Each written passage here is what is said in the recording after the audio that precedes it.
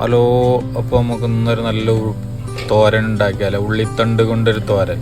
അപ്പോൾ എങ്ങനെ ഉണ്ടാക്കി നോക്കാം. വീഡിയോ ഇഷ്ടപ്പെട്ടാൽ ലൈക്ക് അടിക്കുക, സബ്സ്ക്രൈബ് ചെയ്യുക. അപ്പോൾ നമ്മളേക്ക് ആവശ്യത്തിന് കടുകിടുക, എന്നിട്ട് അതിലേക്ക് ചെറിയ ജീരകം, പിന്നെ നമ്മളെ 3 പച്ചമുളക് ചെറുതായി മുറിച്ചത്, പിന്നെ കറിവേപ്പില ഇട്ട് ചെറുതായൊന്ന് വഴറ്റിയതിന് ശേഷം അതിലോട്ട് നമുക്കൊരു 5-6 ചെറിയുള്ളി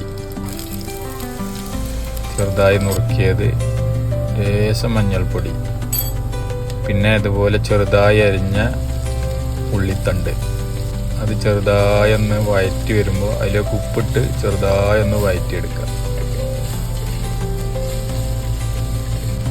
ഒന്ന് മൂടി വെച്ച് കുറച്ച് നേരം വേവിക്കാം. എന്നിട്ട് അതൊന്ന് ഒരു 5 മിനിറ്റ് കഴിഞ്ഞിട്ട് നന്നായി അതുപോലെ വാടി വരുമ്പോൾ അതിലേക്ക് നമുക്ക് ഒരു 1/2 കപ്പ് തേങ്ങ ചേർക്കാം.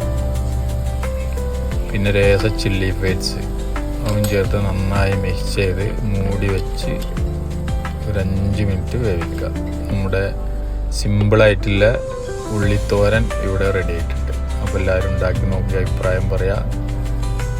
വീഡിയോ ഇഷ്ടപ്പെട്ടാൽ സബ്സ്ക്രൈബ് ചെയ്യുക. അപ്പോൾ താങ്ക് യു സോ മച്ച്.